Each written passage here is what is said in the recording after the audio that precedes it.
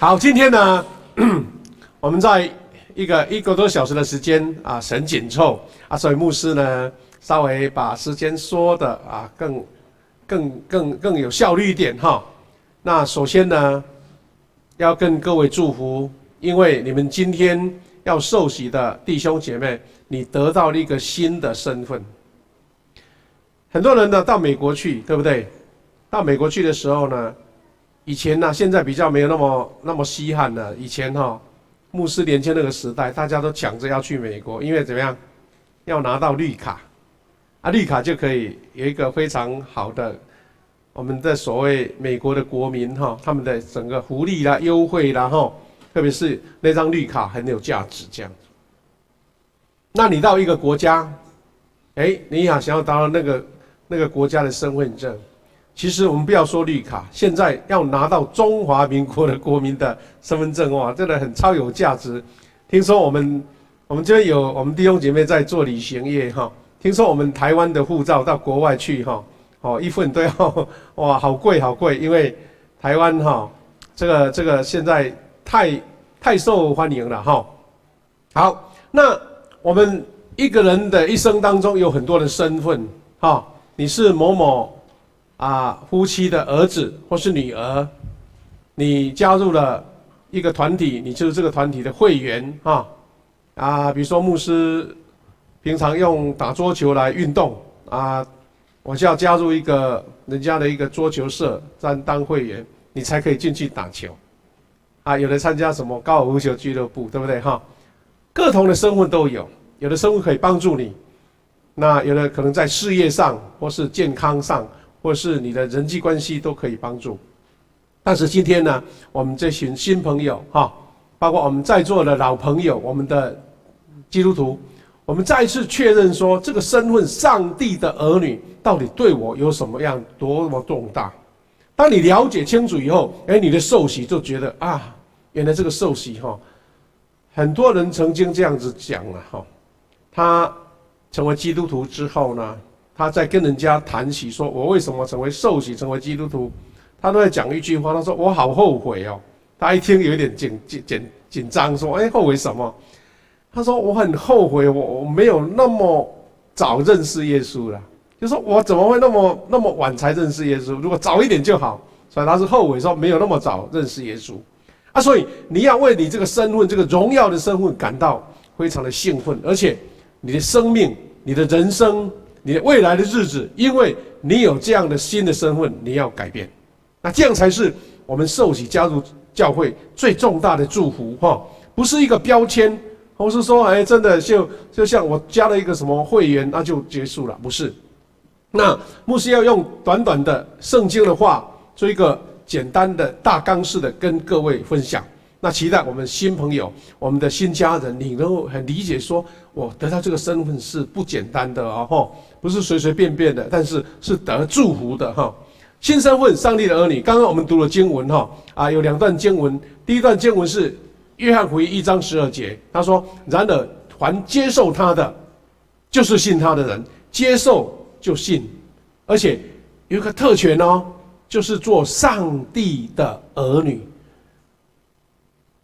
这个不是脑中的一个思考，或是一个知识性的了解，是你要当一个人的儿女，不简单呢。比如说，我们要去当一个好亚人的囝，谁要接纳你？他说：“你来要给我分财产嘛，对不对？”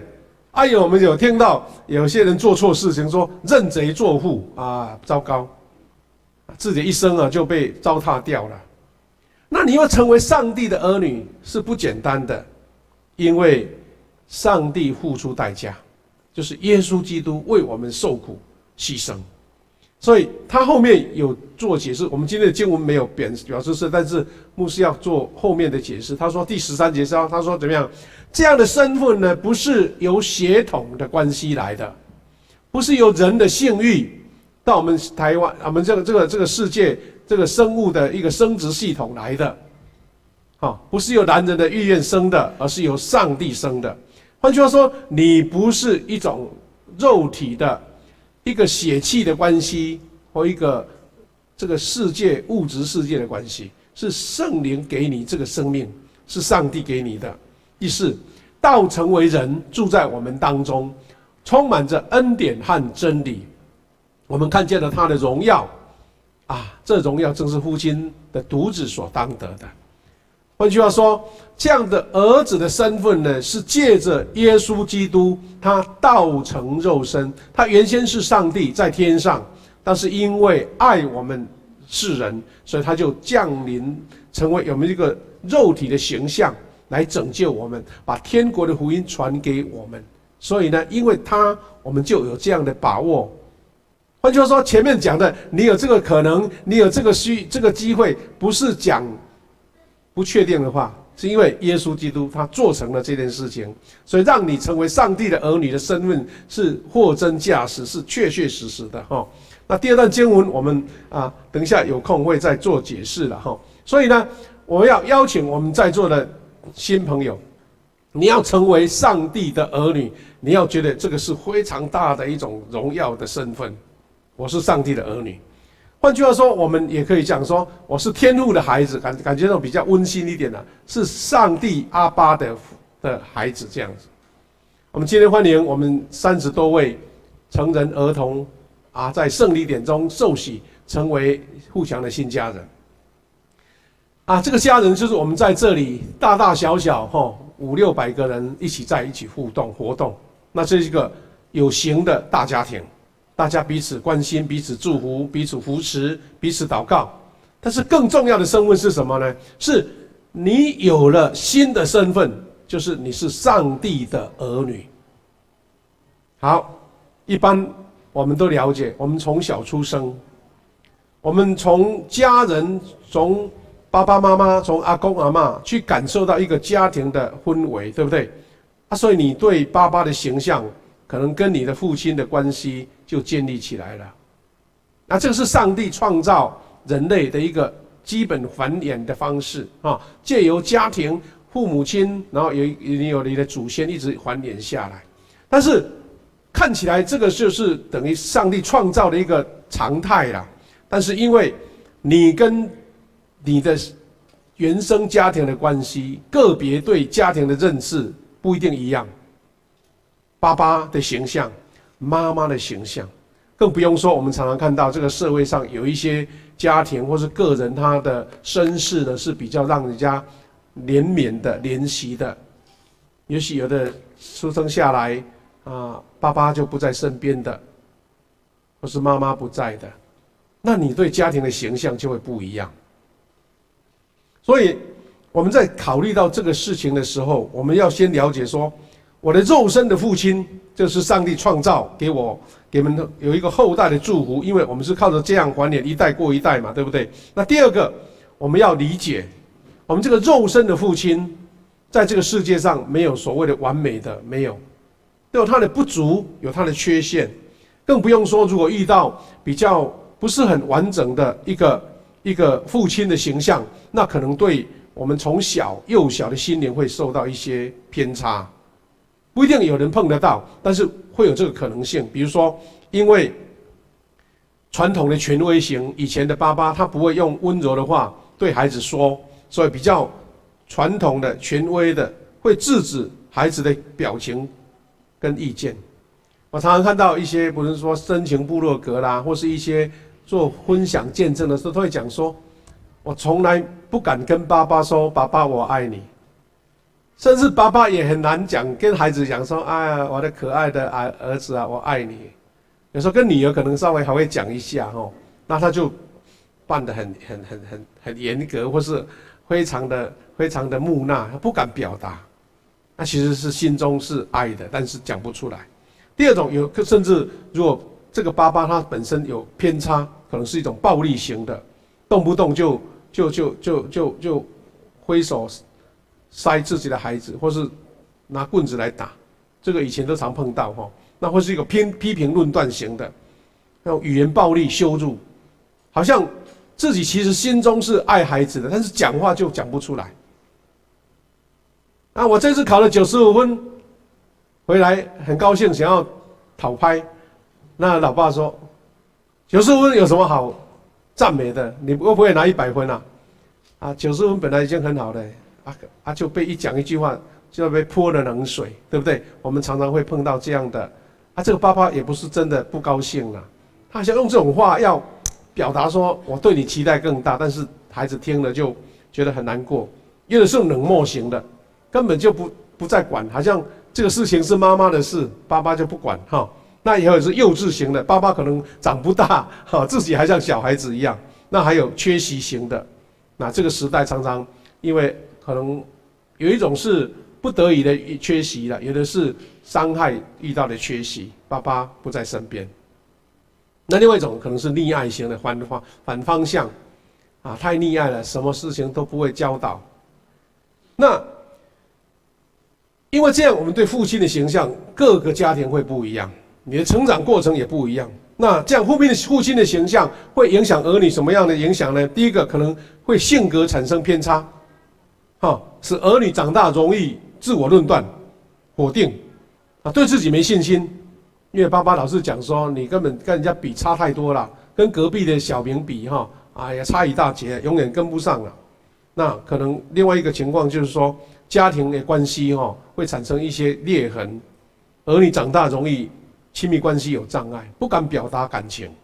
那也有是人际关系的障碍，他对外面跟人家交往互动，好像有某一种无形的冷漠在他身上，因为他在家里没有感受到这一点再来是无法亲近父亲，因为这样子的话，他现在你要成为上帝的儿女，你会讲说，哎呀，我对父亲的形象就是比较负面的，或是比较属于不足的，那我怎么去跟上帝阿爸讲说阿爸父？哎呦，讲不出来，感觉上就你有距离嘛，因为你被你生活上的家庭的影响。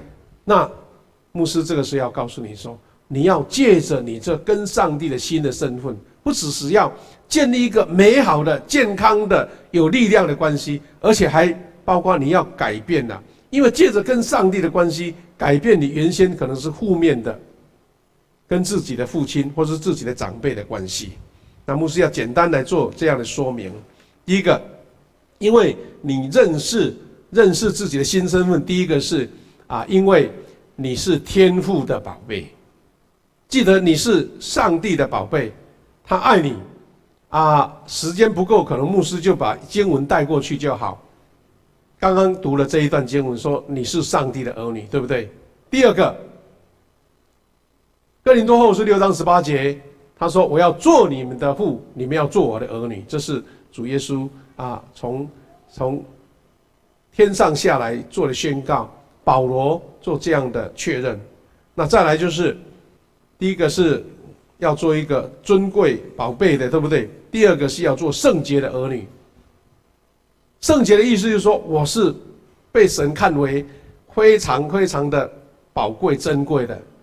这段经文很多基督徒会念，他说：“你们是被拣选的族类，有君尊的祭司，是圣洁的国度，是属上帝的子民，要叫你们宣扬那召你们出黑暗入奇妙光明者的美德。”换句话说，你在神面前是一个可以抬头挺胸的，是一个非常荣耀的身份。我们看到说，在历史故事或是在那个影片里面有哪一位国王的王子跟公主，他走出来是这样子的没一点信心都没有，怎么像国王的儿子呢？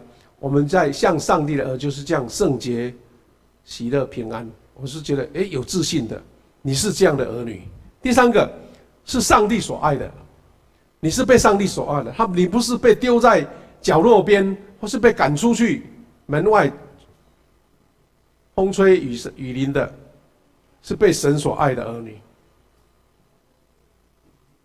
圣经节可以做参考，或者你回去可以自己查考耶和华向以色列显现说：“我以永远的爱来爱你。”这个是刚刚讲的，你是天父所恩典的祝福的儿女刚刚我们有讲的这一个就是说你成为天父的宝贝，你是尊贵圣洁的儿女，你是蒙上帝所爱的。好，那上帝爱，那到底怎么爱呢？我们来看一下上帝怎么爱你这几点很重要哦。为什么会爱你？第一个，天父因为爱我而拣选我。今天有30多位在，有的第一场，有的第二堂。你今天会走入礼拜堂，你要挂上这个名牌。等一下牧师要邀你一起受洗，你不要以为说啊是偶然的啦，这个天下很多活动都是偶然发生的，其实不是偶然的，是神特别在你母胎在妈妈的肚子里面就已经选好了。这边圣经有写，以赛亚书说：“自我出胎，耶和华就选召我；自出母腹，他就提我的名。”换句话说，你不是今天随性而起要成为基督徒，而是神已经老早爱你，要带领你，要保护你，就是拣选你。你是被选中的一位，是被神祝福的一位。第二个，天父因为爱我而背负我的重担。换句话说，他爱你不是口头讲的口惠实不至啊，是他爱你，而且真正的执行了。所以他说他要担负你生命的重担。我们知道我们生命的重担也很多啦，有的是有工作事业的烦恼，有身体健康的烦恼，有家庭关系的烦恼，有人际关系的烦恼，有很多人的愁烦，你好像靠自己或是靠什么心理医生都不能帮忙的。请记得我们的天父他要帮你背负这样的重担。马太福音11章28节很出名的经文，很多人都会背，我们一起开口念一下好不好？预备来，凡我就使你们烦劳苦我不知道这边有没有人举手说我一点都不劳苦，从出生到现在没有劳苦。没有劳苦，至少有交女朋友跟交男朋友的劳苦吧，总是有一点感情上不会那么的100%都顺吧，或者说你的好朋友背叛你，这个也是劳苦啊，对不对？或是做生意，或是有时候遇到一些纠纷，反正什么样的劳苦，记得来到主耶稣面前，他要背负，他要帮你背负。就好像我们小孩子这个还没什么力气啊，爸爸妈妈就帮你提了你的背包，你也知道你才提不动。第三个，天父因为爱我而怎么样？引导保护我。诗篇著名的经文23篇第4节，我们一起念一下会比较有印象。来，我虽然行过死荫的幽谷，也不怕遭害，因为你与我同在，你的杖你的竿都安慰我。这个不是念口号或是念诗词这是生命真正的经历，因为这个是很多经历过上帝的恩典的人所写出来的见证。我们教会，我们这群新朋友，你在参加幸福小组，很多人在做见证，他们就是要见证像这样的话，因为神跟你同在。第四个，天父因为爱我而了解安慰我，爱我他会安慰我，因为他不会弃你不顾，或是把你甩在边边。这个诗篇这样经文讲说，耶和华你已经鉴察我，认识我，我坐下我起来，你都晓得，你从远处知道我的意念。所以我们在神面前没有什么好隐藏的啦。我们知道我们人都有隐私，对不对？有时候真正包括我们的同伴，我们的至亲好友，我们有一些困难都不敢讲。但请你不用再跟上帝遮遮掩掩，因为上帝从远处在什么地方都已经了解，你就袒露在神面前，是吧？我就是这样子啊，我就是这样不足，我这样软弱，我这样的烦恼，我这样的混忧，我这样的困难，我处理不了，上帝啊，帮助我，就是这样子。因为人一袒露心中就没有忧虑了，因为你勇敢的讲出来嘛。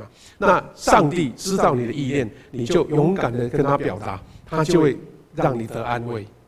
有些人读圣经可能读不懂，但是你勇敢的读出来，神就要透过语言的能力安慰你。这是基督徒最大的特色。你没有经历，你感觉不出来。好像牧师在讲这个话，很像天方夜谭。但是经历到的人就说，对，就是这样子，没错。好，那第五个是天父因为爱我而永远接纳我，永远接纳我。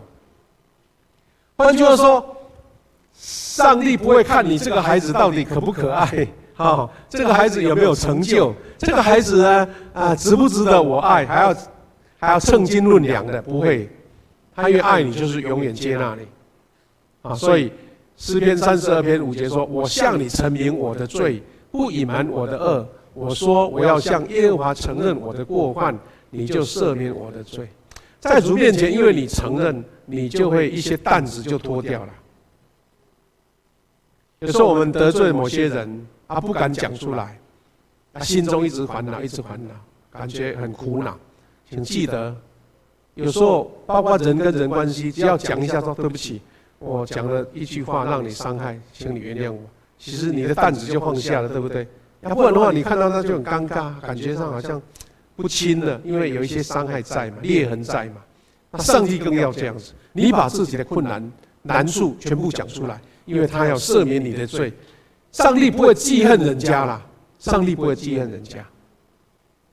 我再一次看到我们30几位我跟他们在对话的时候我曾经听到有弟兄还是姐妹这样讲，他就讲说，很奇怪了，我以前那个在祭拜的那些神明好像都给我很多威胁，都告诉我说，你如果不这样做，我要处罚你你不这样做，我就会害你。神怎么会这样子那么的苛刻呢？是他保护我才对，他怜惜我才，为什么我做不到，他还要处罚我？好像觉得我做不到，犯了什么滔天大罪。我们人在上帝的面前就是这样子，因为爱你，永远的接纳你。这是我们一般人感受不出来的，特别是你在生活上遇到困难的时候，你会发现说，原来上帝这样的爱。好，因为我们不完美，才需要接纳。为什么叫不完美才需要接纳？我也曾经听到有一些可能还没有成为基督徒，或是已经成为基督徒，他讲他以前的经验，他一直会解释说，好像进到教堂里面就是要完美什么事情都做得很好才可以当基督徒。我说那这样一生就永远不能当基督徒了，因为没有一个基督徒敢保证我是完美无缺的，好像这个一块玉连一个裂痕都没有。基督徒最正确的理解是说，因为我不完美，才需要耶稣。可能有些人有一些坏习惯。记得去年我们的昌文兄在做见证他去年做见证的时候，他说他有抽烟的习惯，因为从年轻就开始了。再怎么改都改不掉，戒都戒不掉，用什么办法都没用。那最后跟上帝投降，说上帝虽然抽烟不是什么罪但是我觉得很不好，上帝能不能让我不要抽了？这是他自己见证的。他有一天起来看，就说看那个烟，发现奇怪，我以前怎么那么喜欢，现在觉得那个烟我怎么那么笨？为什么老是要去吸它？因为他找不出理由，找不出原因嘛。但是他一旦神跟他同在，他对那个烟的需求就没了。有很多人很多不好，有一些缺陷，可能在婚姻上，或是在工作上，在生活上有困难。你不要以为说我这样这个罪人怎么有够资格当基督徒？请不要这么想，因为我们就是因为不足才需要耶稣啦。圣经里面耶稣不是讲说，有病的人才需要医生，对不对？没有病的人你不用去找医生啊。早上第一场我们有一位桂香姐，她是在医院服务，我们新楼医院来了20-20个人来给她祝福。我们常常讲一句话说我身体健康就让医生失业了，看起来好像对医生有点不公平，但其实这个意思在讲说，我们如果要保养自己的身体，医生不要看医生，你就可以健康。那我们的父，因为我们的不足才接纳我们，我们才需要帮忙就对了。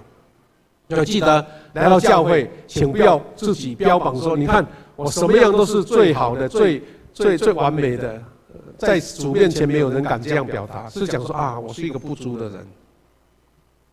就像保罗这位最伟大的宣教师，他也这样讲说在万人当中我是最亏了，万人当中我是最亏，觉得自己是在神面前很渺小。但是就是你自认自己的不足，所以你才需要上帝。所以请记得，我们是因为不够才要需要神，要等到足够，永远找不到那一天哈。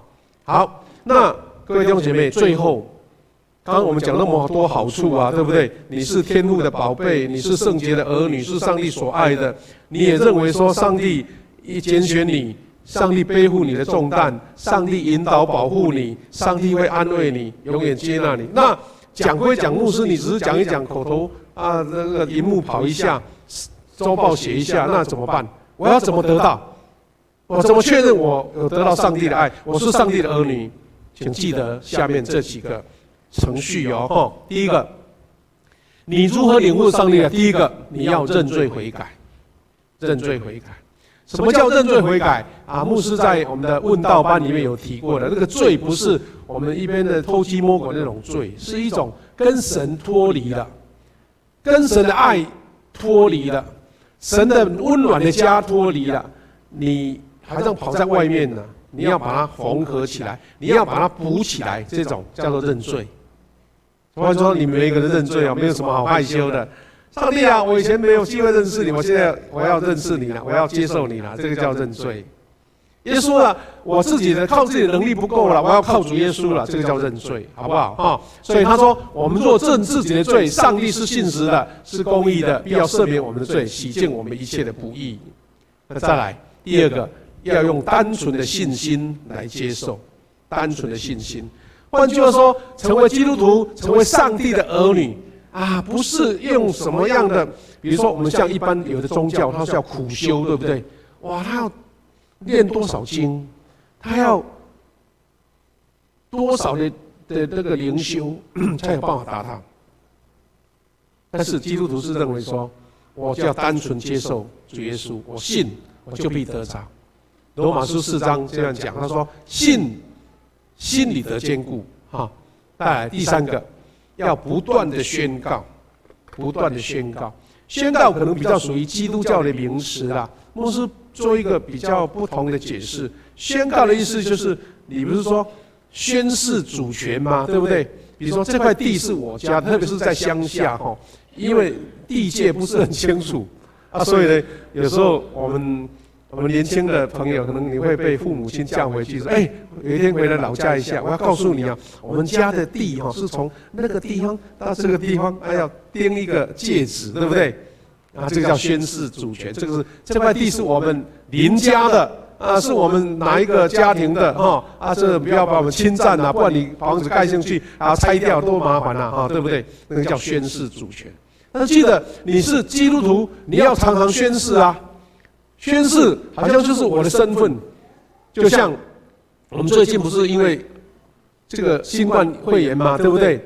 那前不久还可以自由行动的时候呢，很多人因为亚洲的脸孔啊，因为当时是从大陆传出来的那个疫情嘛，很多人要赶快写说我是台湾人，因为才不会被人家骂啊听说那个时候戴口罩，对不对？哇，被误会很麻烦的。干脆听说那个 T 恤很好用，我是从台湾来的，也不是说自己有什么要骄傲别人的，是说我要宣示我自己是从这个安全的国家来的。那你是上帝的儿女，你要宣示，对不对？这个宣告表示说，好像是我的身份，我是上帝的儿女的身份。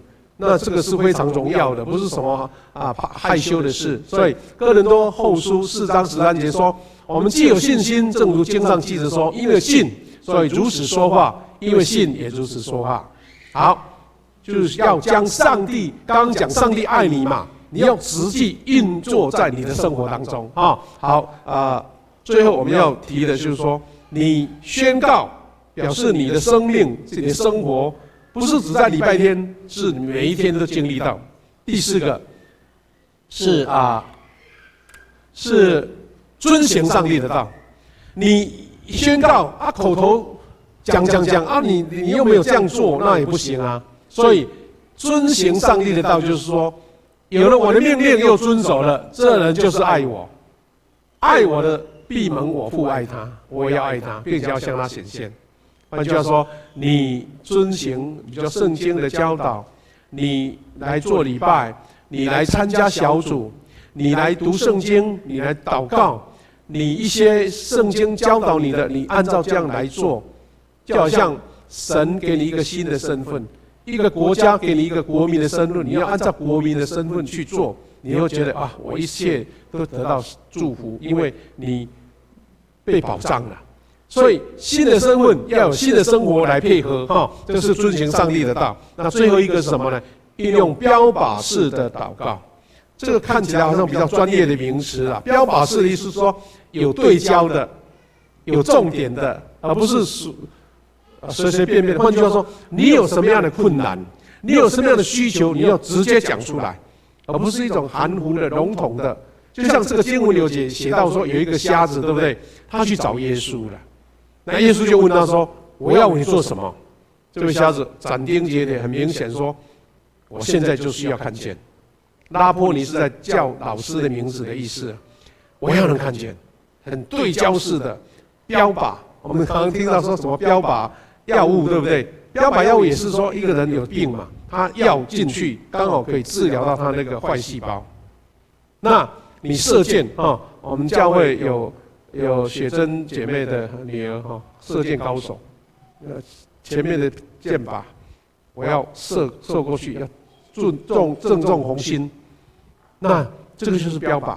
那意思就是说，你成为上帝的儿女，你要用这个特权啊，你要跟上帝祷告说：“上帝啊，我需要这个，求你帮助我。”这个叫标靶式的祷告。所以呢，标靶式的祷告就是对症下药式的祷告，是很聚焦的来祷告，求上帝赐福你，我们都成为上帝的儿女。你要把这个身份看得非常的宝贵，非常的荣耀，然后在你的生活上实际验证出来。这是牧师要邀请我们做一个感恩的祷告之后呢，我们要邀请这10-20个受洗者要准备来受洗，一起来祷告。